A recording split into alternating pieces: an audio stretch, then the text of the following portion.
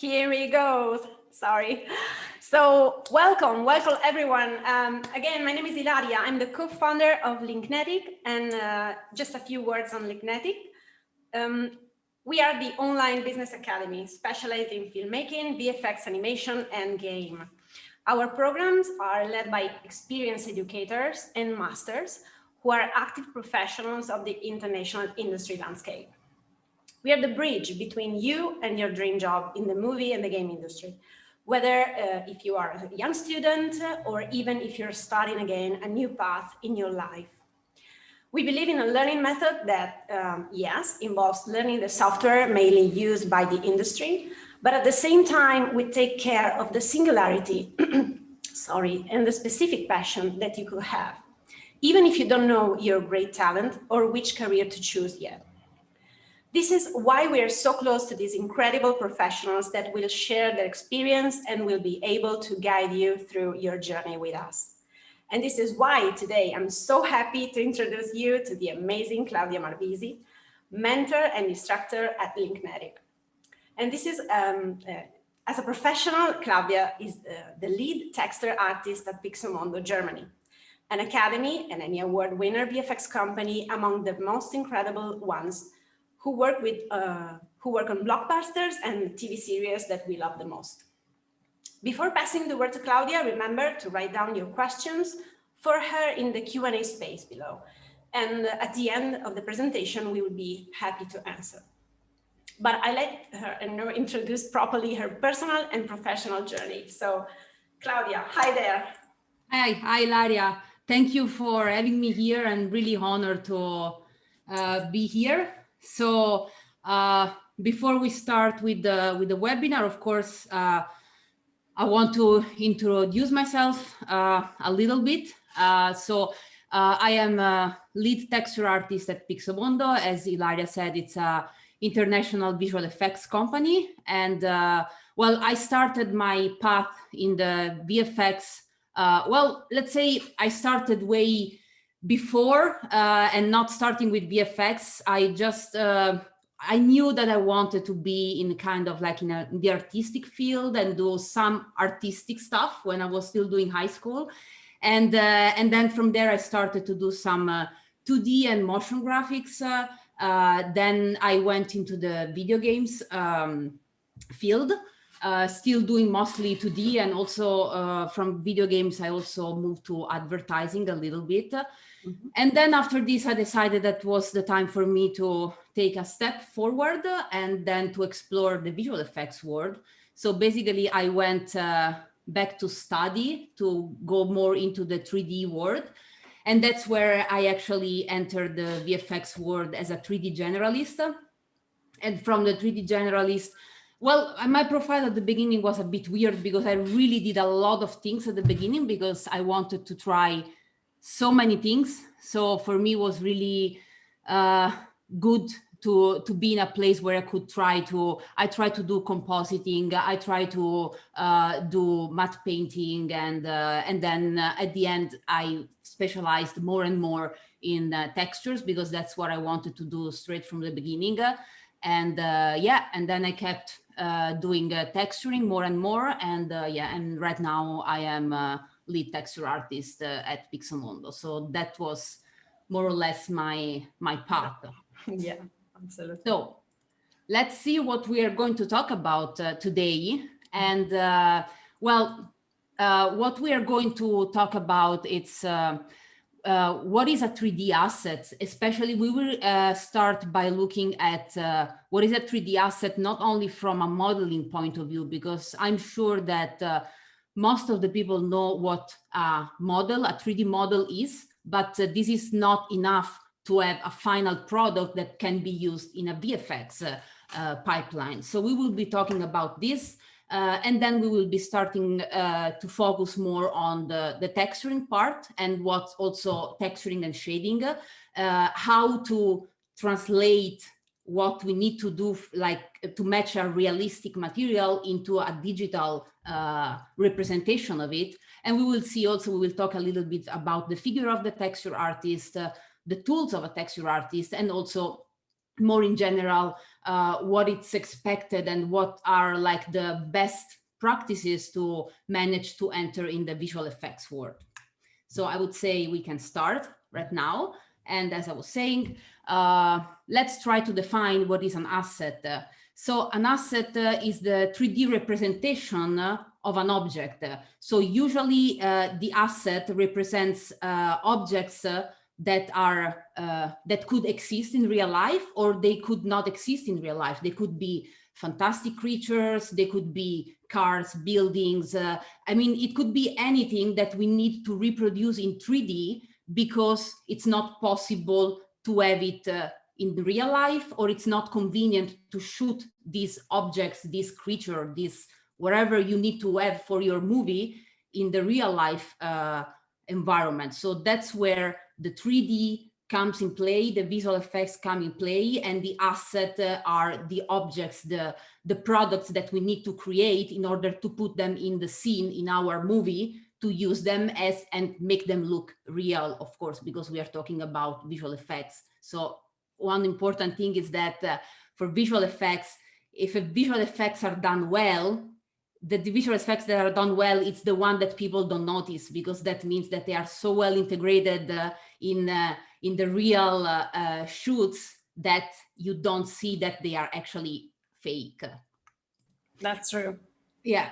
So the first step, as we were saying, it's the model. So if I need to make, this is a very simple example. I need to make a knife because for many reasons they couldn't shoot this knife with real actors and having this prop on the shooting set. So we need to, as visual effects artists, we need to model and create this asset. So in this case, first thing that we need to do is doing the 3D model. And this is what most of the people already know. Okay, I need a 3D representation of the knife, and that's cool. So we start from concepts, we can start from real life images and all some set references or scan. It could be that this knife, it's used for real in the set, but maybe for some scene it's not possible to use the real knife and we have to replace it with our asset, and that's where we come in play and build the 3D model. But after the model, as you can see, the model, it's just the representation of the 3D object. So we are giving the shape, the 3D shape to our asset. And after that, we need to give personality to our asset. That means that we need to define the characteristics of our object. So which material is made of? So our textures, is it made of wood? And then there is some metal. So in this case, then that's where the next step, where texturing and shading comes in. So where you have to, work with material references. So you can, if you have to do something that needs to match real life, that's where we need to go and check what type of wood we need to make, how does it need to look. So we really take a lot from real life. So we need the 3D model, and once we have the 3D model, we can start building the personality of our object by giving it the texture and then the shading to tell also the story of the object. So that's the really interesting part from what happens after modeling. And we will see this more in detail. And then it's like a recipe. So you put all these three things together, your 3D model, your texture, and then the final material in your shading, and then your asset is born. So that means that the moment that you put all these things together, you have your final result where your asset is ready. So you can have this asset and then take this asset and place it into your 3D scene, that it's a 3D scene could be composed of several assets that then they are taken and put, maybe comped together in the shot together with the real life shootings of whatever they needed to shoot. So that's, this is just an example of one asset, but you can have hundreds of assets in one scene. So imagine that maybe this knife, it's part of a bigger 3D scene where you have a knife and then you have some tables and machines and wherever, and this is all part of the final the final 3D scene that we are going to use and to integrate with the real scene. So how does this translate in a visual effects pipeline? Because we talked about the asset, but where does the asset and the asset department plays in the visual effects pipeline? So you can see here this beautiful illustration by Andy Bean, and it's quite famous, so maybe some of you might know it. Well, there are three important phases in the production of a movie or just a sequence or a scene. The first one is the pre-production, of course. That's where the idea is born, where this is more like director and all the creatives before start to develop the story, the storyboard. They just start to see how they would want to, structure their sequence, the camera movements, and start to prepare the concept. And the moment that you have this material, this pre-production, then that's where we start the production, and that's where the visual effects company comes in play to provide all that part that is not possible to do in real life. And as you can see in here, this is where your asset department is placed, because modeling, texturing, and shading, that's more or less the sum of an asset department. This is where the moment that I have the design, I have the concept, so I know what I need to produce, to create, and that's where when we start to create our 3D model, our texture, and put everything together in shading. And then, of course, you have rigging if something needs to be moved and animated. You have the effects. That could be explosion, whatever it's needed. Everything is put back together in our 3D scene. You put the lighting, because of course you need to light the scene to match it with whatever shoots they did on set. And after this, your output would be a render. So we basically go from 3D, having everything put together, and your output would be a 2D render. And this render will go into the post-production, where it's all part of the compositing part. That's where compositing, well, a lot of magic happens also in compositing, because that's where the comper take the 3D part, and then they take all the real shoots, the plates that have been done by the director and the production company, and they put them together, so they comp them together. And then, of course, color correction can happen. There could be like motion graphics until you go to the final output. So you see, that's where the asset department takes place, but it's part of a way bigger pipeline, of course, and a lot of things can run simultaneously, there are a lot of things that can overlap and interlace, but the asset department, it's more or less in the core of the 3D part of the 3D production. So just to make a more practical example, so we said that sometimes, most of the times, considering that the movies nowadays are getting more and more demanding, they want like super cool things, explosion and whatever, anything. So the usual visual effects, it's more and more required in the industry. And I want to give you this example. This is a movie that we worked on at Pixomondo. And this movie, it was about the Battle of Midway. So this was a reproduction of an historical movie, of course, with more explosion, more wow effects, and it needed to be entertaining. So this means that if they had to shoot all of this in real life, you had a lot of warships, because this is a movie that took place in the ocean, where like there was a huge battle of ships, you have a lot of ships, highly complicated, a lot of explosions, everything takes place in the ocean, and these are like historical ships that it's not possible to have nowadays. So the question is, how can we do this? How can we make this movie? You cannot do it without visual effects, because you cannot go in the ocean and rent a lot of ships, I don't know from where, to do that. And that's where we need to build assets. We need to build a 3D scenes. So, and that's where the magic happens, because the ship, what we did was recreate the ship really from from zero. And you know, you see here you have the model that was very, very complicated. So you see its asset can be a knife, but could also be a whole ship. So it's it has quite a range of complexity.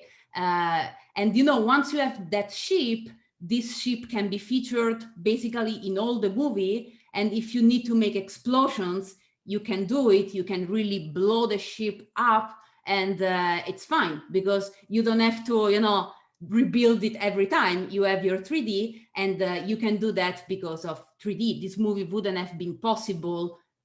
A movie like that, really, with all this explosion and fights in the air, because there were a lot of planes, wouldn't have been possible, but was possible because the visual effects came to the rescue, basically. And that's just another example from this movie. And this is just to show you that in here, this is a completely 3D shot that we did, where there is not even one thing that it's real. And it would have been impossible to really reproduce something like that. In here, you have a full CG environment.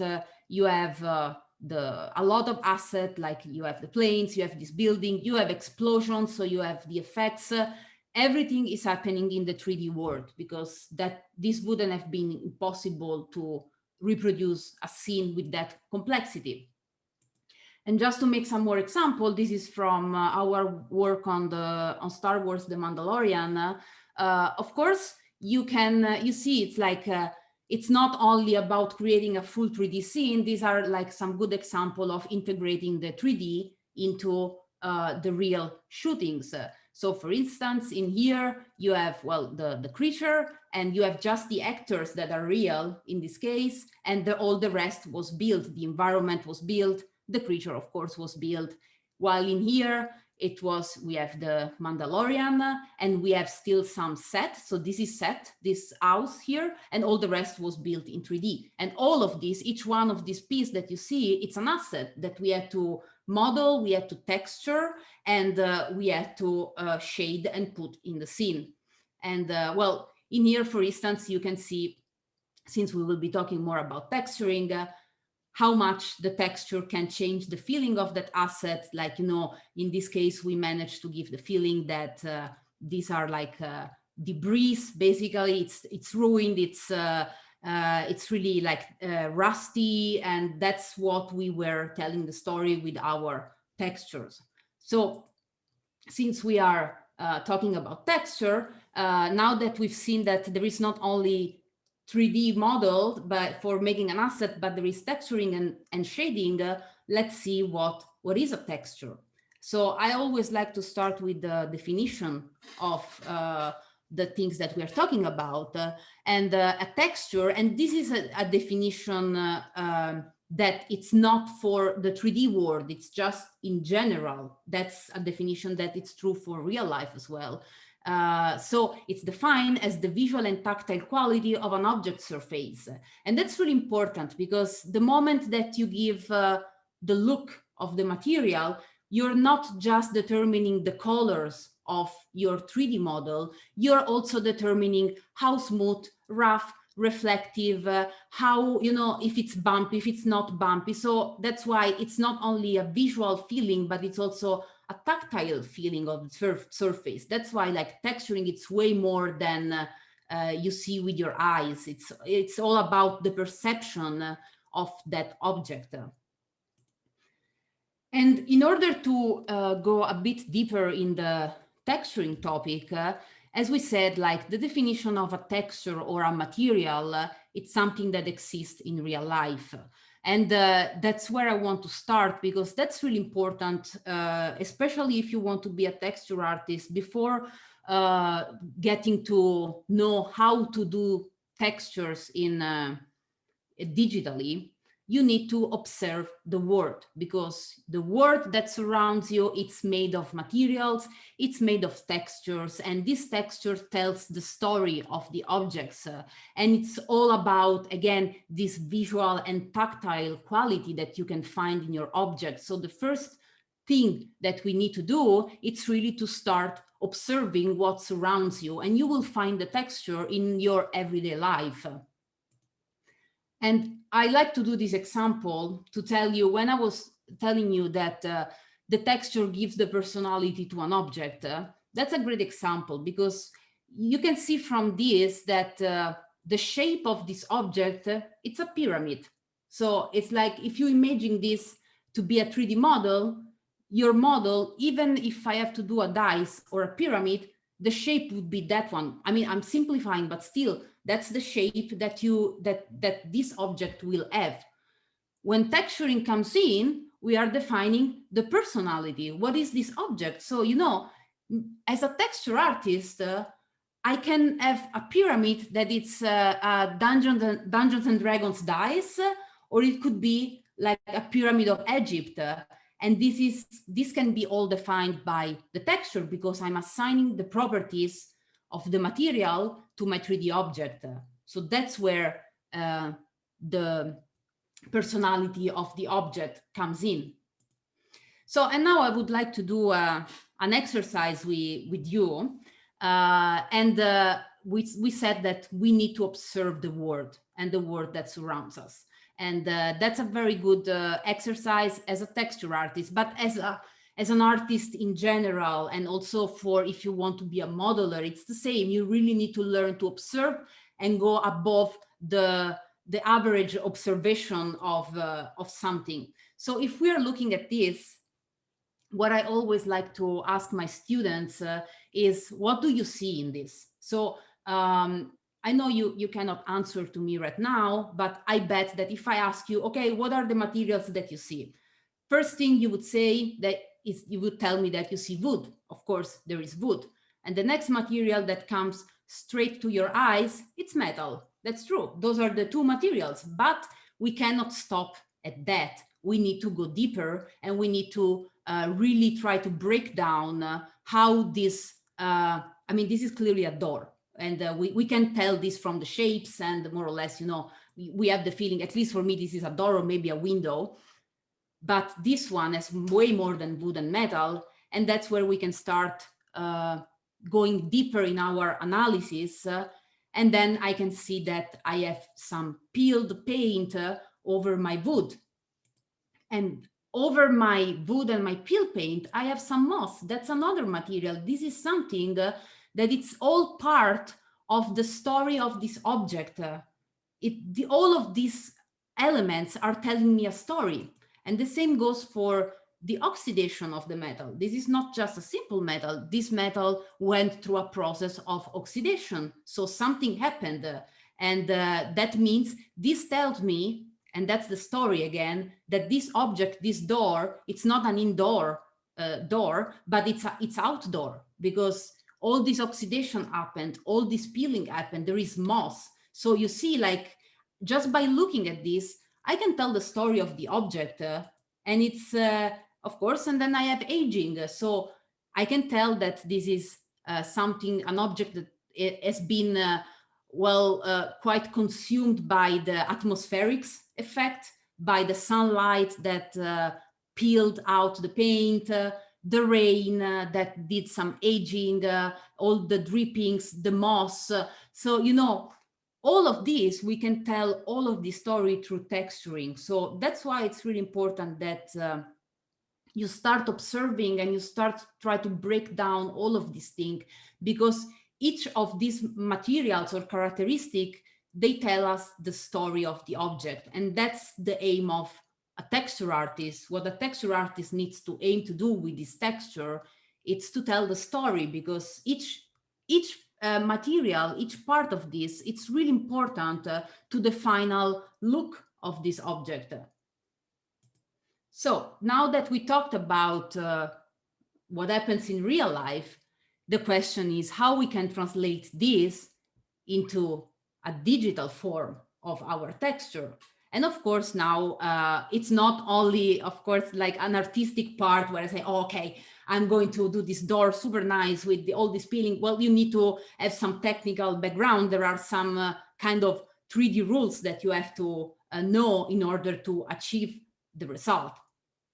So let's start from the model. So we need a model. That's the first thing in our recipe to do a texture. We need a 3D model. But this 3D model, it's not enough for us to do the texture. And this 3D model needs its own 2D representation. So what it's called the UVs. I'm not going to be too much in depth on this topic because that's, I mean, this is a very big topic, but it's just to give you an idea. And I mean, maybe for sure most of you know about this. But basically, it's like we need a 2D representation of our 3D model. Imagine that you have an orange, that it's like a sphere, and you peel the orange, and you take the skin of the orange, and you put it flat over your over the table.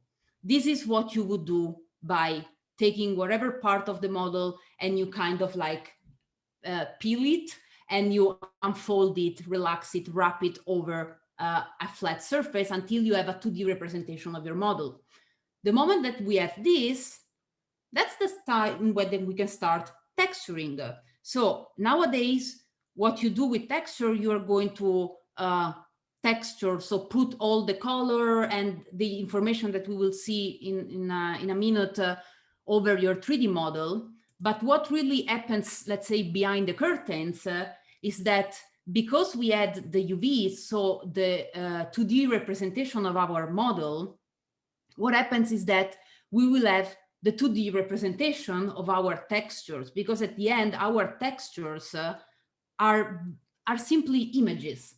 So if you see here, so let's look at the face of the guy. The face corresponds to this part in our 2D representation of the model. So that means that the moment I'm going to paint something over the face of the guy, what happens is that I will have automatically whatever I paint here, it's represented also in its 2D representation. And there you see that, again, it's the same thing. So the moment that you have all of your maps, you will end up with something like your texture channels. So you will have several maps, and these maps needs to brought back together over your model. And you do this by doing shading. So you have to take all of these maps and create the material. So that's the other part. It's not only about doing the texture, it's about taking all of this texture, put them in a kind of like container, in a box that it's our material. And in this material, you can, of course, define even more the properties of the material. So how reflective, how rough it could be, is it metallic, is it not metallic? So it's a combination of, you know, using our shader, our material in conjunction with our texture to finally have the final result. So that's, you see, it's it could sound a little bit complicated, but it's a process. I mean, you start from your 3D model and you end up with your 3D model with the texture and shading that gives you really the feeling of how the material are over our subject. So let's try to see a little bit more in depth, but still, again, I'm just scratching the surface here on which kind of texture we need to define this model. So just to say something, there are several workflows for texturing. These are, I mean, there are different approaches depending on what kind of render engine you're going to use to do your shading. So I'm going to talk right now of the metallic roughness workflow, but there could be other, you know, other type of workflows. But that's the workflow that nowadays it's used the most. So that's and the one that it's still, I think, the most representative right now. So in order to have this final result, where we see that our little guy definitely has some kind of like gold face with some, like the fingers are metal, and then he has some paint and some wood. So we can, you know, it's as we did before the analysis of our door, it's the same. It's like it's made of different material. This guy has a story. So how we did that? So first of all, the first texture that we need to create is our base color. And well, that's the most straightforward texture, where we basically define the color information of our object. And the color, that's really important. It needs to be like the raw color with no environment factors such as lights or shadows or reflection. This is just the color. This is something sometimes very difficult to understand, because it's impossible that in real life you look at an object and you see really the raw color without, you know, the reflection from, I don't know, the light or whatever. It's impossible. But in texture, you need to actually really try to imagine, okay, I need to do this material, but I need to do the color as it would be if there was no lights, no shadow, nothing, because this comes later. And then, as I said, we don't stop only at the base color, because we need to define more properties for our material. And that's where the bump map comes in. And the bump map, it's, or it could be a normal map in some cases. It's describing the tactile quality. So that means that it defines if there are protuberances or depressions on the surface. And we are defining this in on a grayscale map, where your darker parts are the ones that are going in and your lighter parts are the ones that are going out. So this is a very technical process. I mean, we don't need to know all the math that happens to generate this map. It's the moment that you put this in your shader, the shader will know how to treat your map to give you the feeling that there is some bump.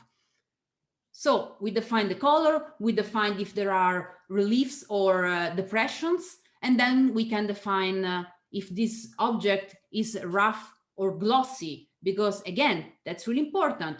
The objects, they don't look all the same. There are some objects that will be more glossy, so that it will appear that will reflect more light than the others. And it's the same principle. It's that's again, it's a technical, it's a convention that we have a grayscale map to define that, meaning that in a roughness map, the darker areas are the ones that are more glossy. So they will look that they will have brighter and glossier reflection, while our if in our gradient we're going more towards the whites, it means that our surface is more rough.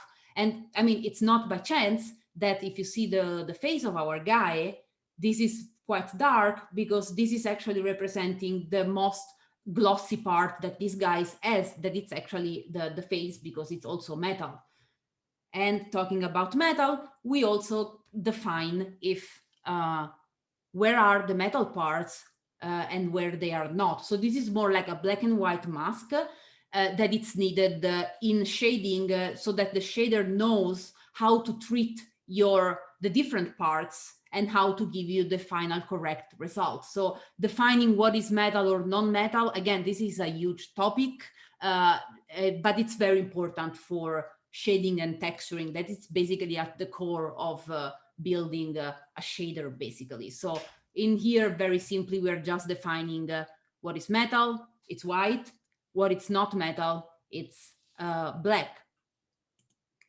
And then we put all of these textures together, and then that's where we have our final result. Because you see, it's not only about the color. You can see the bump here, because you can clearly see that there is some peeling over our paint, that I have the perception that if I would touch with my finger that part, I would feel with my finger that there are some depressions in there. And that's thanks to the bump map. And then I have the roughness, where I can clearly see that this face, the face of the guy, except for this decal, it's way more glossy than the wood or the paint, like the same for the fingers. And then the metallic, that it's giving me the metallic feeling where the metallic is supposed to be. So you see, it's all about having all of these things together. So doing texture, it's not just giving the color, it's really like working on all of these different maps and then putting them back together in the shader. So, and now that we said that, we can have a look again at our door and think about how we can translate this into a digital way. And I mean, I'm going to give you like the first example, and then you could also do this exercise on your own. So as we said, we can then start analyzing my wood. Okay, what's the color of the wood? Okay, I can start and look for old wood. So then I might want to do some references and look for references, and the references that I might find, I find the wood that I want to represent, and then I find the color and the kind of look that the wood should have. But it's not only that. Then what I need to tell the tactile feeling of the wood, then I need to think about the bump, and then I have the veins. So I can describe the tactile feeling by thinking of putting this information in my bump with veins, the nodes, the cracks, imagining that if you touch this, you would feel them in your finger, you just don't see that. And again, the roughness. So I would think that the veins, maybe they are, the roughness of this part, it could be more glossy or less, you know, it's all like then combining all the things together. Is it metallic? No. And then, you know, we can go move forward and do the same analysis for all of our materials, and then to have at the end the final result. And also you can make a more macro analysis. For instance, for the roughness, I can tell that, okay, maybe my metal, it's more glossy compared to my wood. My moss, it's the thing that it's most rough. So you would, at the end, you would see also visually the difference in your maps based on all the analysis and the way you split your materials. So after we kind of hopefully understood what is texturing, let's see the figure of a texture artist, because as I said, it could be sometimes that texture artists are not definitely the name that you hear the most when your people talk about visual effects, or again, it's mostly like, oh, I'm a 3D modeler, or, you know, it's not that the texture artist word pops up so often, but that's also because usually, I mean, this is just an example, don't take it for like holy words. It's just that I just want to give you an idea of the fact that if you are a texture artist, most of the time you would start as a 3D generalist because, you know, a texture artist needs to know a lot of things, and we will see this in a few minutes. So if you cannot be a texture artist if you don't know what is a 3D model, if you don't know also what happens after texturing with shading and look depth. So, and most of the time, a texture artist would start as a 3D generalist, also because when you study, it's texturing is usually part of a bigger program. And then from 3D generalist, you then can move towards more the figure of the texture artist.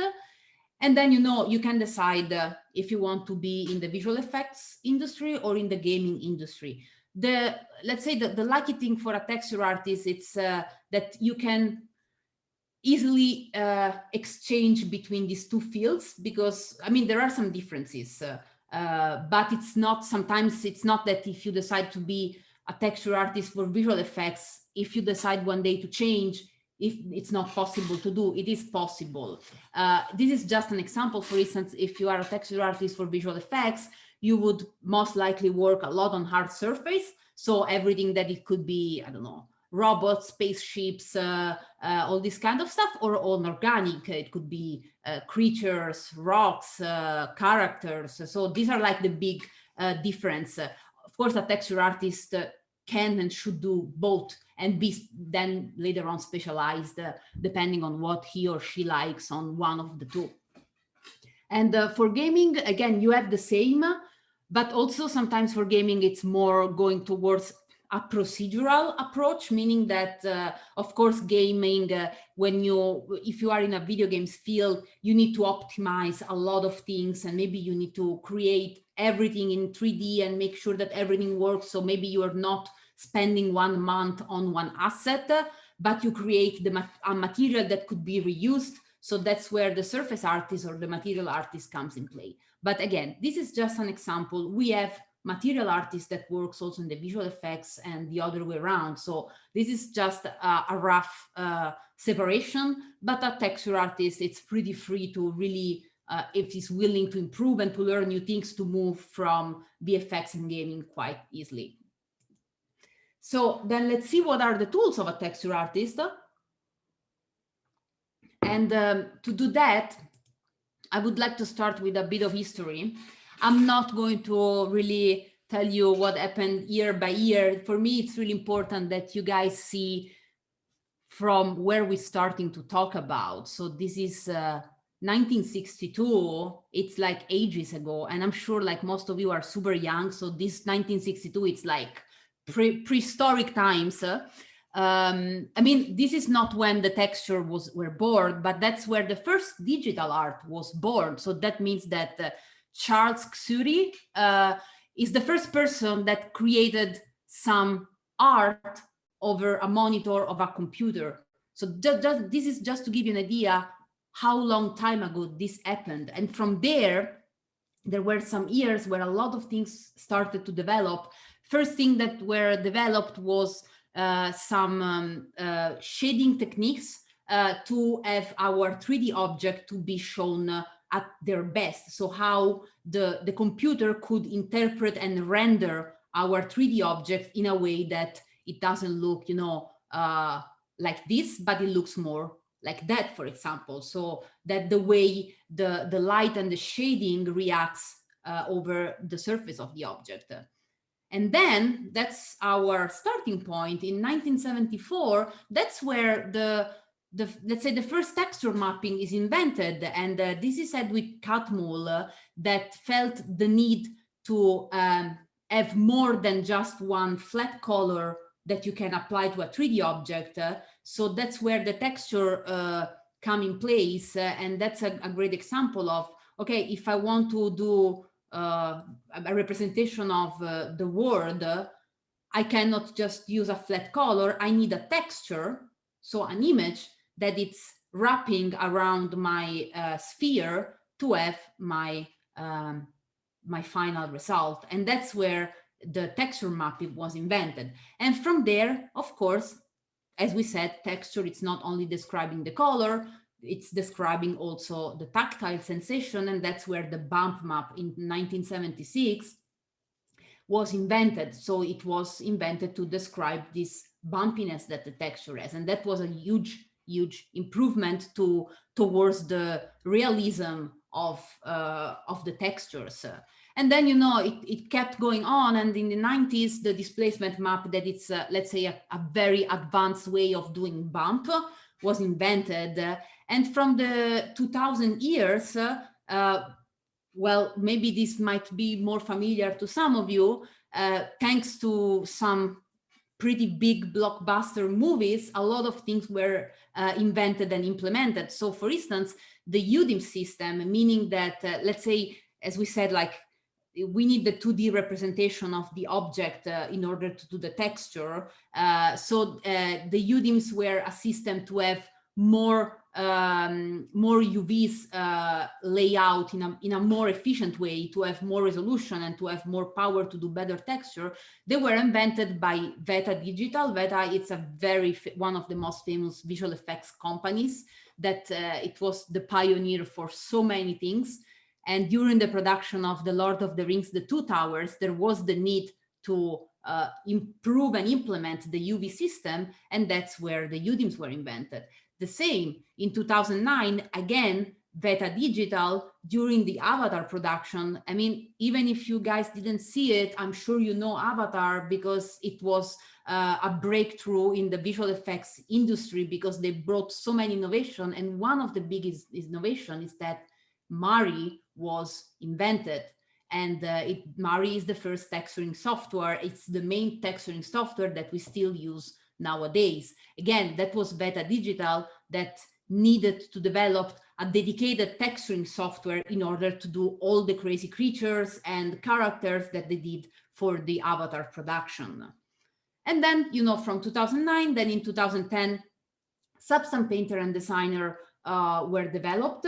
And these are another texturing software by Allegorithmic that they started really for the video games industry. So as I said, video games industry, especially at the beginning, had very different needs compared to the visual effects, because it needs to be way more optimized. You cannot just throw a huge amount of texture and try to render that, because a game needs to run in real time. So there is a different approach, and that's why Substance Painter and Designer were invented to, help with the needs of the video games industry, to have a more procedural workflow and to have more flexible workflow. Of course, this is still evolving, and now also Substance Painter and Designer are getting vastly used in the visual effects industry, and I use it also a lot. We use it a lot in the department, and right now it's really, sometimes it's a junction between the Substance products and the Mari products. So you see how much development has been done, and of course things are still developing.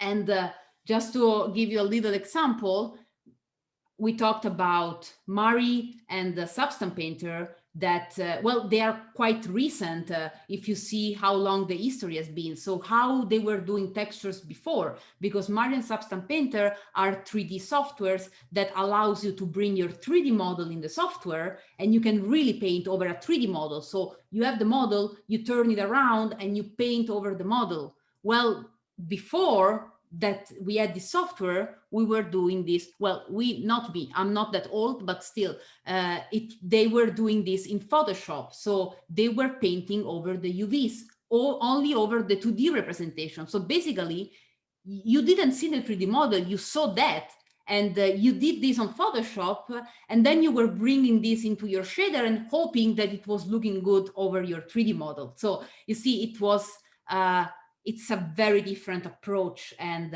in here, you really have, if you can work on a 3D model, you have the artistic freedom to not to worry about too many things, because you can really see what's happening.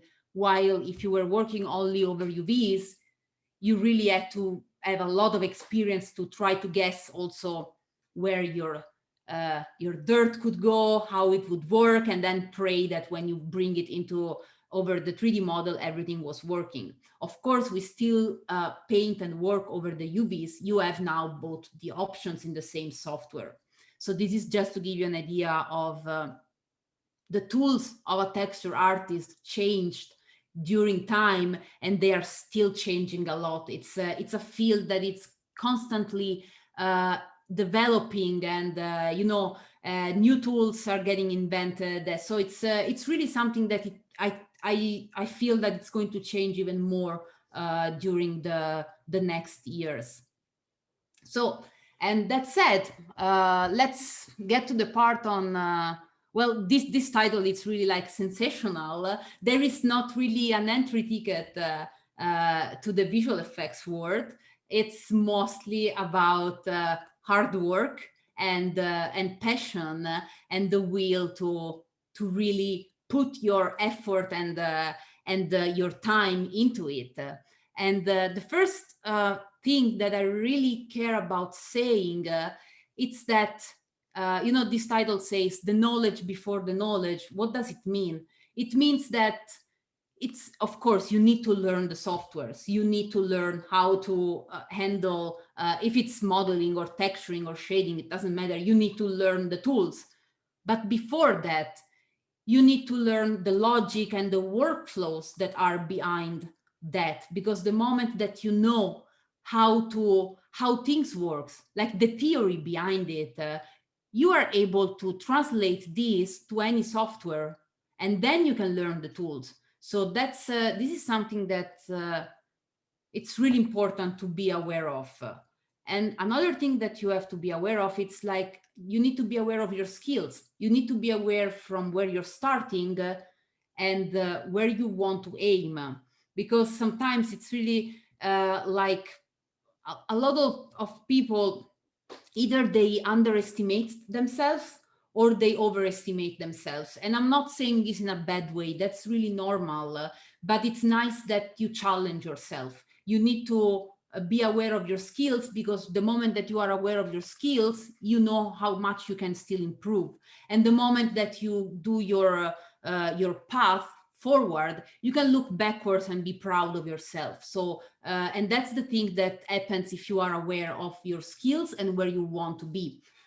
And this goes together with being humble and learn from others, because that's really important. You can learn a lot from everyone. And that doesn't mean learning only from people that are way above you or they have much more experience than you. Of course, you can learn from your mentor, from your teacher, from your superiors, but you can learn also from the people that are at your level, or people that you maybe you can help and they still learn from them. And I can tell you, because it's the same for me. It's like, it's not that because I'm a texture lead, I just, spread my knowledge to the other people. I learn a lot from also my artists, because, it's not about learning the tools or things like that.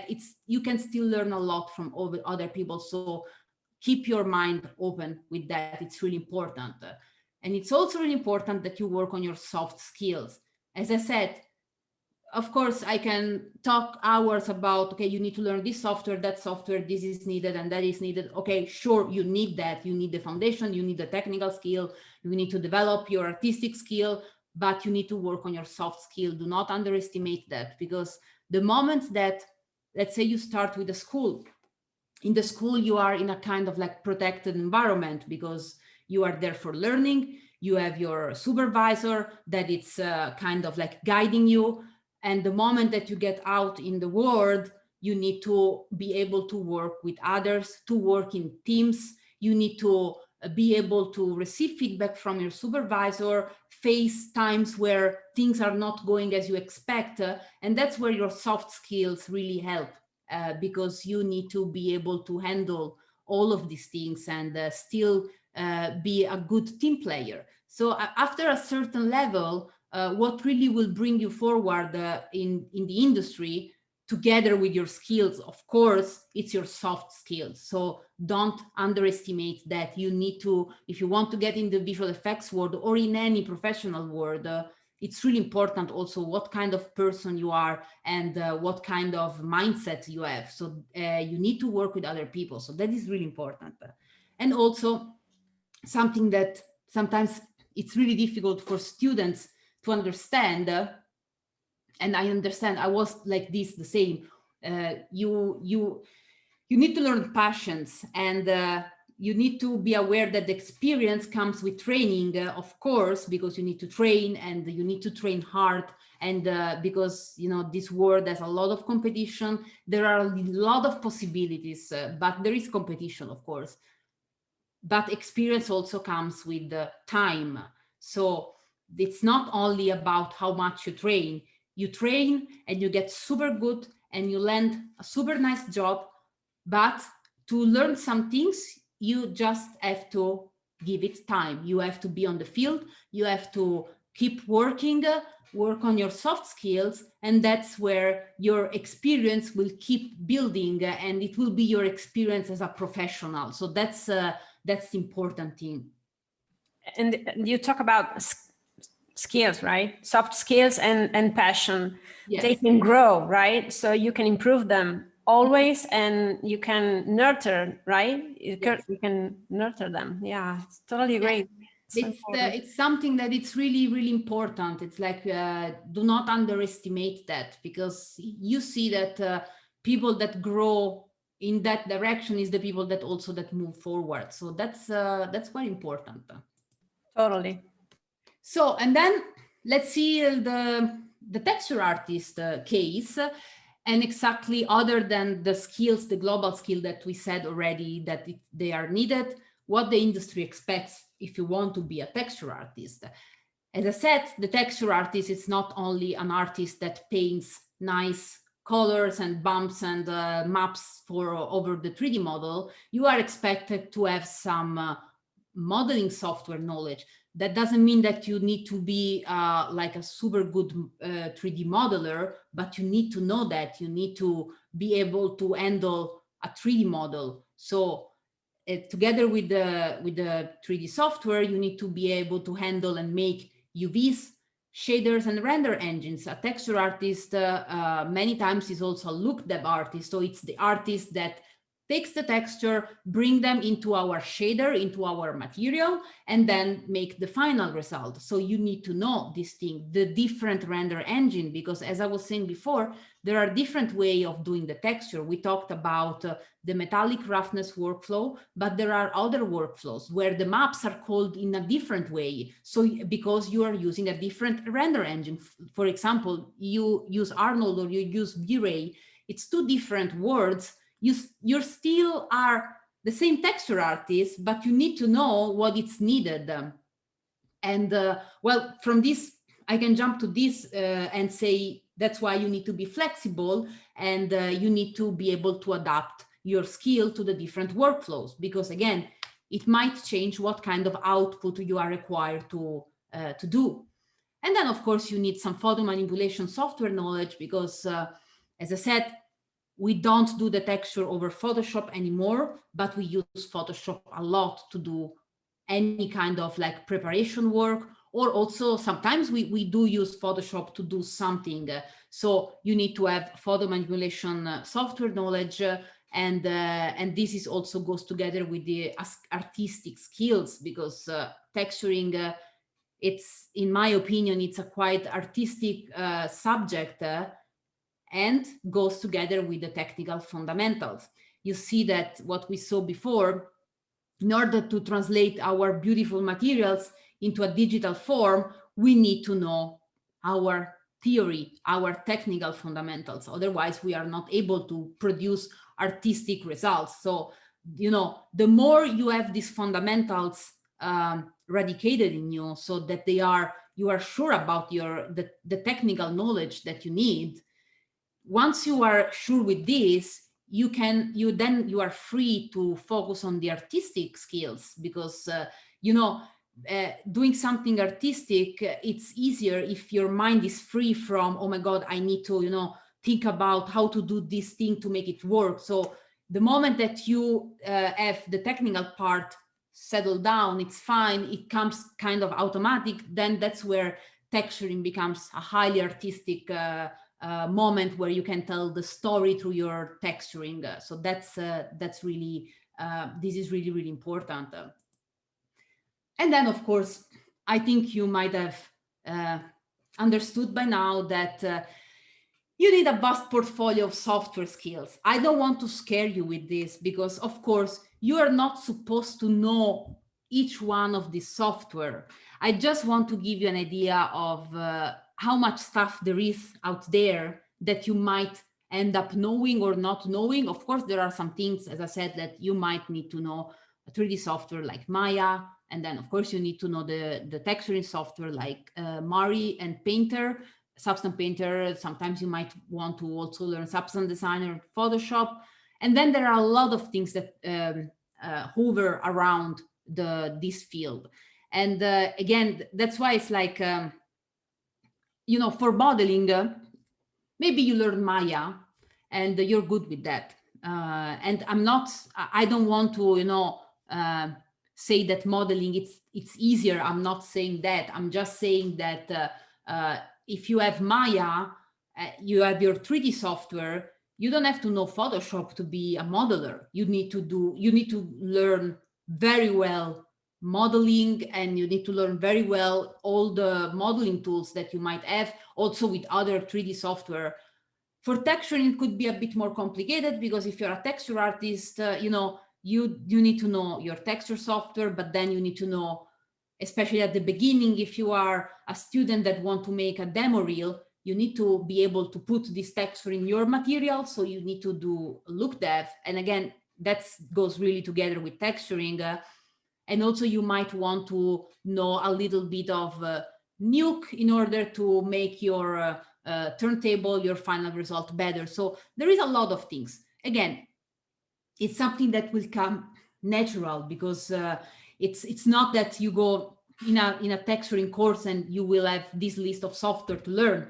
This is just to give you the idea of what might happen. And maybe one day you wake up and say, oh boy, I know so many software that when did I learn this? But still you learned it, because if you want to be a texture artist, somehow you end up using not all of this, but some of this for sure. So that's, I think that's scary but a nice and encouraging slide somehow. And now, I mean, I made this slide because I am asked many times, how is it to be a woman in VFX? I mean, I don't know how many girls there are in the audience right now. I hope there are some. And I made this slide where I could talk about this forever. Of course, like when I started in the field, I remember when I joined the company, I was the only woman being in the artist side, because the women that were there, usually they are more in the production and the organizational part. That's definitely women dominated as a field, but the artistic side, it was not much. But then after years, the things are changing. So actually there are way more women, so that, I mean, it's not that it is still a male dominated field, but that's not because, it's just that maybe I think sometimes girls are not exposed enough to this kind of information also. So, but it's changing that. And, I could talk about find your individuality, don't let anyone talk you down, prove your value. These are all things that, of course, I had to do as a woman, but you need to do as a professional. So that's the thing. It's like there shouldn't be a difference of how a woman should entry in the VFX world compared to a man. It's about professional. It's said that maybe nowadays we still have to talk about, oh, how is it to be a woman in still a man-dominated field or anything. Things are changing, and I think things are good. But in general, for all of you guys, if you are a man or a woman, doesn't matter, you still need to find these points, and you have to find your individuality, that it's really important. So you need to grow as a person. At the beginning, you might see that, you will follow what your instructor says or what your mentor or whoever is like kind of guiding you. But then after a while, you will find your way of thinking, your way of doing stuff. So based on a solid background, because you still need a solid background, then you will find your individuality. And also for all of you, don't let anyone talk you down, because, it's like sometimes it can happen that people don't really understand what happens in this field. And I think about maybe like more grown-up person that they don't know exactly. So they might tell you, okay, you want to do this, but what are you going to do? That there is a whole world that people don't know about visual effects and all this like artistic side that you can, if you feel that you are a person that wants to express yourself, that you want to make dreams, because that's really like, we're making imaginary worlds, we're making beautiful stuff. You have the possibility to do it, and you need to be convinced about that. But of course, you also have to prove your value. So you have to fight for that. You have to be aware of your skill, but also it's always something that you have to earn it every day. That's the thing. It's like, if you are valuable, you have to prove it. And it's a kind of like a good mindset, in my opinion. And well, change your mind to change others' minds. Well, that's a bit more like metaphysical sentence, but that's basically, sometimes we have limits that we make for ourselves. And that's the thing. It's like,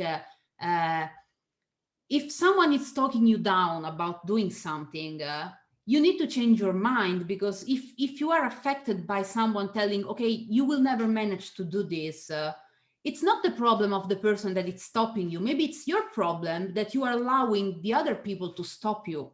So that's something that you need dedication and you need passion to do that. And that's, of course, this comes as a direct consequence. The limits are the ones that you create for yourself. So that's the thing. There are, well, let's say no excuses, because getting into the visual effects field or video games field or any of these like similar field, it is possible, and it's the industry is growing a lot. So you have a lot of possibility. It's a world of possibilities, but of course it's a competitive world. And as anything, it requires dedication and passion. So, you know, you could maybe land the first job and it's fine, but you have to, again, keep growing and keep moving forward, and you have to do it with passion. And that's, if you do it with passion and dedication, you will achieve what you wanted to do. So this is, I feel that actually that's the core of everything, is like you really need to be motivated, and you need to believe in yourself for that. Don't think that everything will come in, you know, just by snapping your fingers, because this won't happen. But this is normal. You need to work on it. And again, the moment that you will look back and you will see from where you started and where you are, you need to be proud of yourself. And also, you always need to aim forward and forward. It's like, I mean, even if you become one day visual effects supervisor, who knows? There is always possibility to aim forward, to look forward, because it's always important to have your brain stimulated by new things, new challenges. So that's this is, at least this is what drives me. I always like to be challenged, and I always like to, you know, experience new things. And I don't feel that I am arrived here just because now I finally managed, you know, to work being texture lead on The Mandalorian. It's cool. That was a dream. But, you know I can still improve. I can still move forward. And I have so much to learn. So this is true for everyone. And then I want to close this because, well, I talked a lot. So I want to close with this saying that Walt Disney said: the way to get started is to quit talking and begin doing. So that means that, okay, we say a lot of nice things, but the next step, it's really like start doing, start follow your dreams. That's the most important thing. So, and with that said, I am done with my presentation. And if you have some questions, I will be glad to answer that. My goodness, Claudia, that was so inspiring, so enlightening. Thank you so much.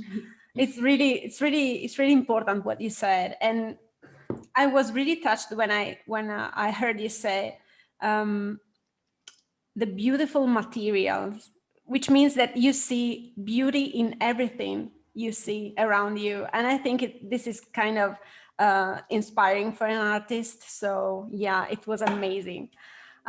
Okay, so right now we have really a lot of questions, and there's everyone is so interesting. So let me choose some for you. Wow. So first one, this one, I like it. You mentioned that you try different positions at work. I want to work with testering, but right now I am currently in a different position. How did you manage to move around to different positions and try out different roles? This is interesting. Okay, so that really depends, because, you know, it really depends from where you start. There are some companies that allows you to, you know, move a little bit more between departments, and some other that they are already looking for more specialized people. So there is always this big topic at the beginning when you're starting your career, if you should aim straight to the big companies, because, you know, the big companies, they have the best movies and you know, the bigger team and the coolest project, but you that's the pro of joining a big company. And the con is that the moment that you join the big company, maybe you will be a very small person is focused in that department, and it's really difficult because, of course, they are big, there are many people, so it's really difficult to move from one department to the other. While when you're starting, if you start in maybe a smaller company, or a company that it's structured in a different way, then it's more possible, especially if you start as a 3D generalist. The 3D generalist, the word tells you the meaning. You're a generalist, so you might end up doing modeling, you might end up doing texturing, and you might end up doing shading, look dev.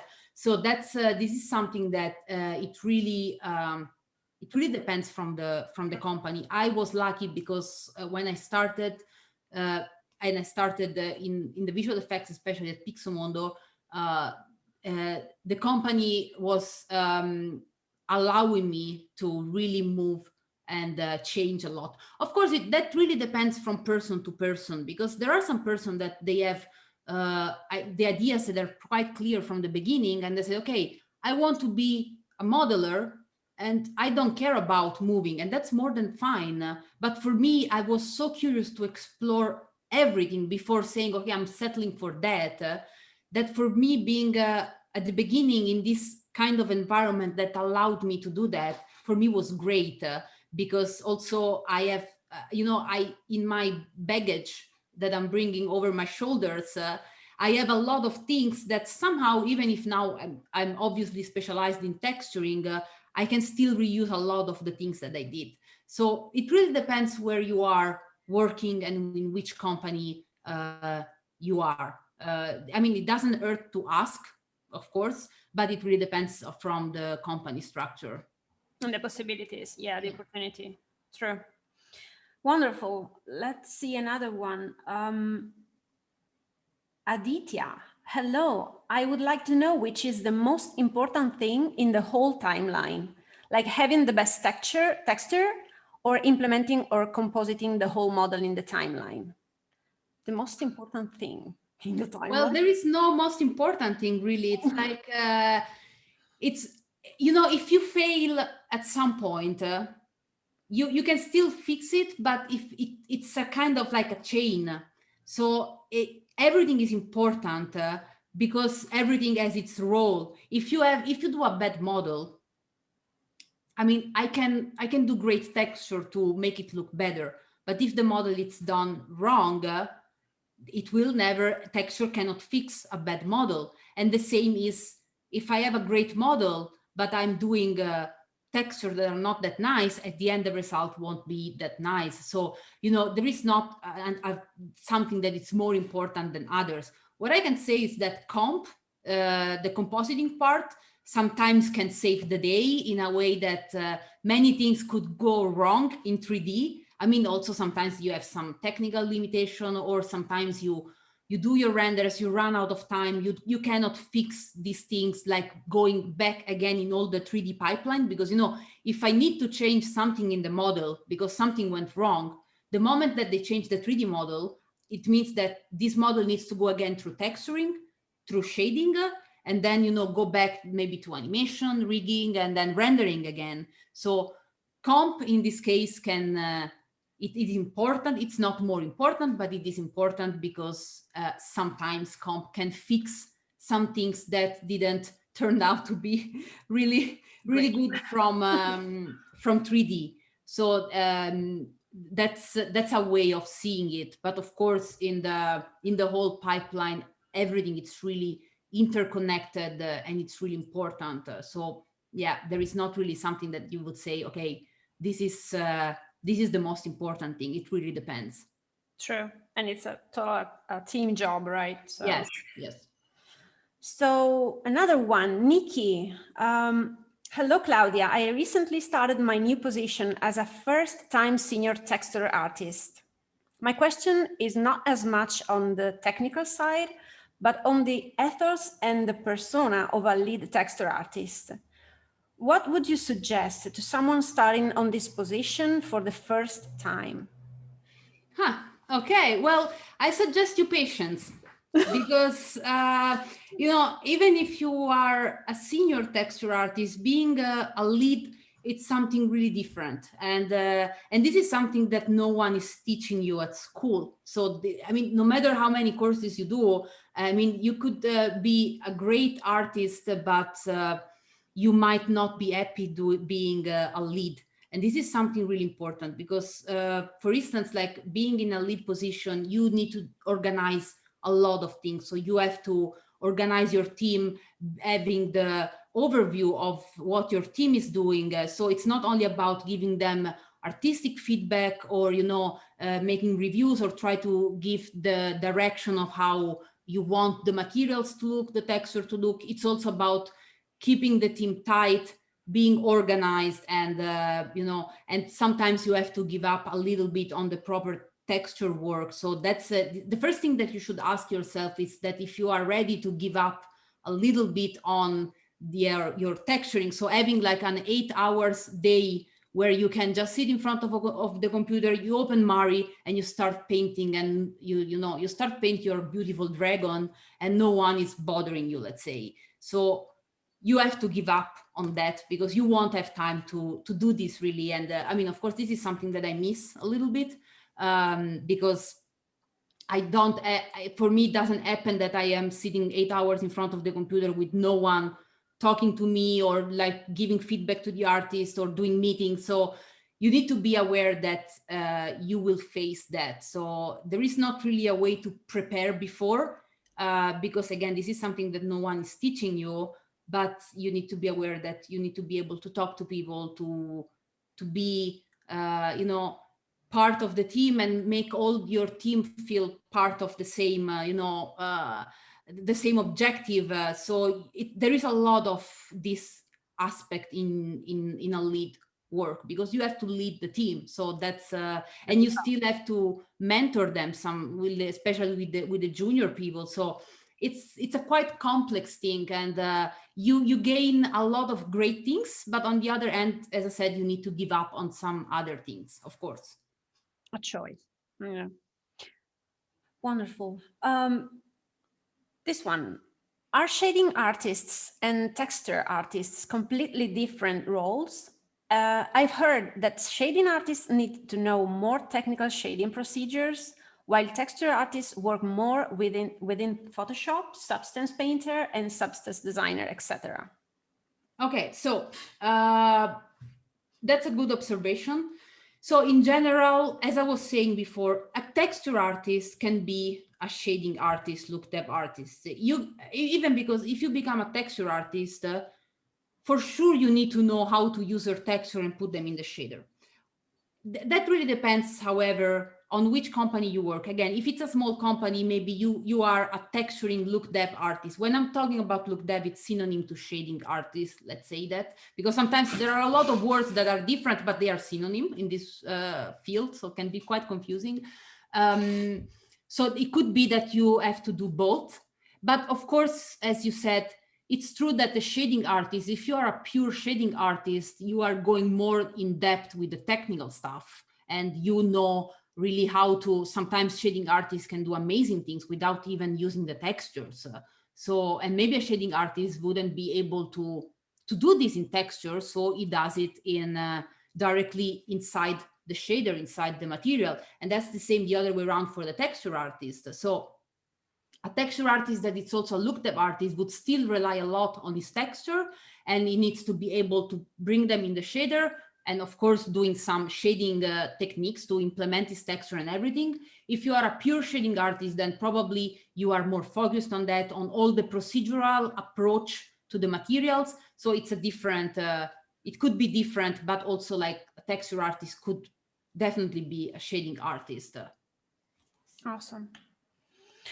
Great. So, this one, I like this one. Andrea, I had the pleasure of meeting Claudia during her 101 texturing mentorship. Enthusiastic about her work, she was able to teach me in depth the techniques underlying the role of texture artist with a clear and effective methodology. No question, just a big thanks to an amazing artist. Thank you, Andrea. He's so cute. Thank you. Great. Amazing. So, okay, let's see. Oh, Vivian Wolf asks about how long does it take to make each map? Well, it depends. You know, it's you know, there are different approaches. You cannot think about, okay, I'm doing this map, and then I'm doing this other one, and then I'm doing this other one. All the maps are interconnected to each other. So it's not that you do one map and then you're done with this and you move to the next one, because, you know, if I am doing some painting, some base color, like giving the color properties of a material, where I have some dirt, maybe that dirt, it's the dirt that goes in the depressions of my material. So that means that that dirt, it needs to be also in the bump, because that's where I have the bumpy parts that are going in. So, you know, all of this map goes together. So it's not about how much it takes to do one map, it's how much it takes to do the whole thing. What I can tell you is that usually we start from the base color map. And I mean, that really also depends on which kind of software you use, because if you're using Substance Painter, it's a different approach and you mostly work in parallel. Let's say if you're working with Mari, you starting with the base color. So the base color it's the easiest map to create for a texture artist, because that's the one that you actually can see. It's the one that you can interpret better. As we saw, the other maps are like technical maps that tells the shader some information. The color, it's really like how we see the object. So that would be the map where you would spend most time at the beginning. And then all the other maps would generate from that one in this kind of approach.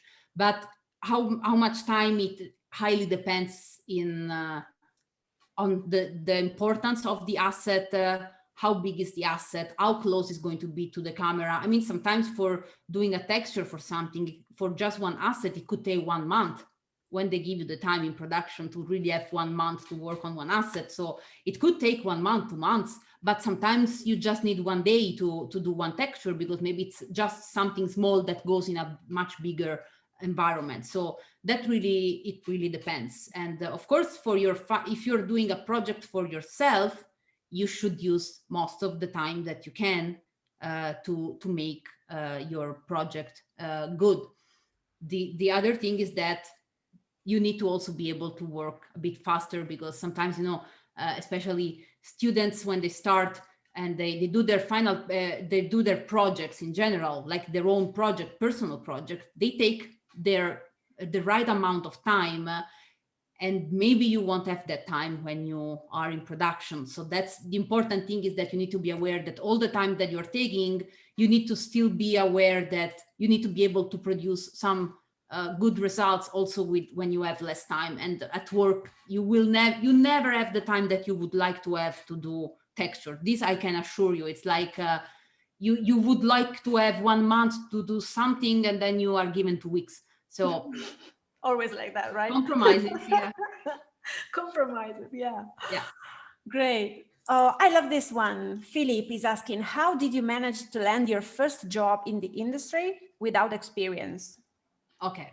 So, well, that was, so before, as I said, before starting in the visual effects, I was working in video games companies. So that gave me some experience, not in 3D, but at least I had already working experience. So that was the thing that allowed me not to start in the visual effects as a trainee, but as a junior directly. And because I already had working experience, not 3D, 2D, but still I had some working experience. And well, the first job that I got, actually, it's like I did this visual effects course in Denmark, where it was like a 4-month course, super intense, where we did all the visual effects pipeline. What you saw, more or less, we did like our own final shot. So I went through all the process of, I also took the camera and shoot my own scene. And then we did the tracking, and we did the modeling, texturing, shading. I did matte painting as well for that project. So I did all of this. And then I started applying. And, the thing for me was that I really wanted to, I started looking at companies. And then I found out, I said, okay, I want to find out the companies that made Game of Thrones, because I'm a huge fan. I'm a huge fan of fantasy stuff. So the project that I did was all about like a kind of like a battle scene, like medieval battle scene with swords and like all these fantasy things with a Viking and whatever.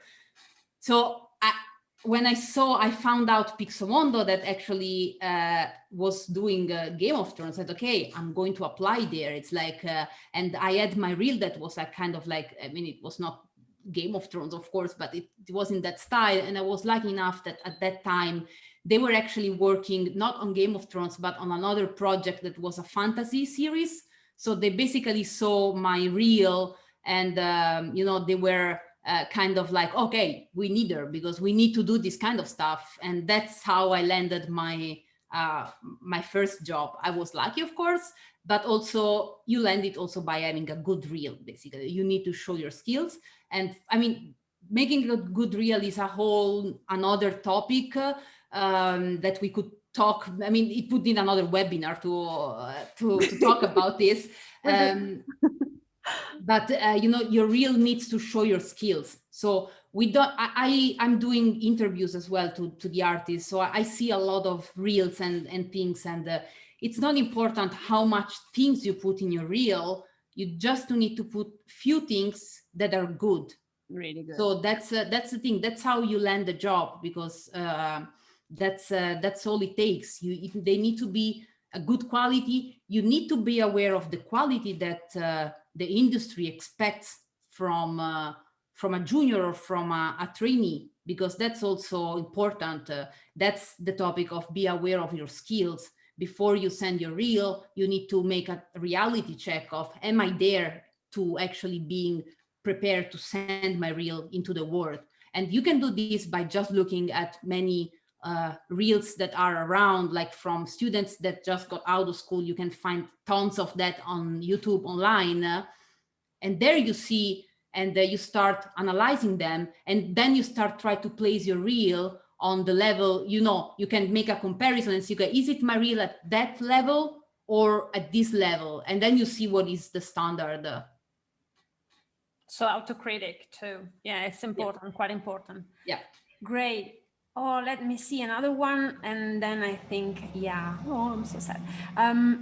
Which asset character in a VFX production was one of the biggest challenge for you, and why? Just in case you can talk about it. Okay, I will say the one that I can talk about, because I cannot talk about everything. Well, we had usually the most challenging assets are the ones that are very complex and big. So, you know, I could tell you, okay, you could think, okay, creatures are the most challenging ones, but it depends, you know, because it really depends. Sometimes if you have an asset, an hard surface asset that it's really big and complex, that's the challenging one. And I had one asset on Star Trek Discovery season 3, where it's visible also in the reel, where we had to build, well, I cannot call it a spaceship, because it was a kind of like crazy huge spaceship that was as big as a planet.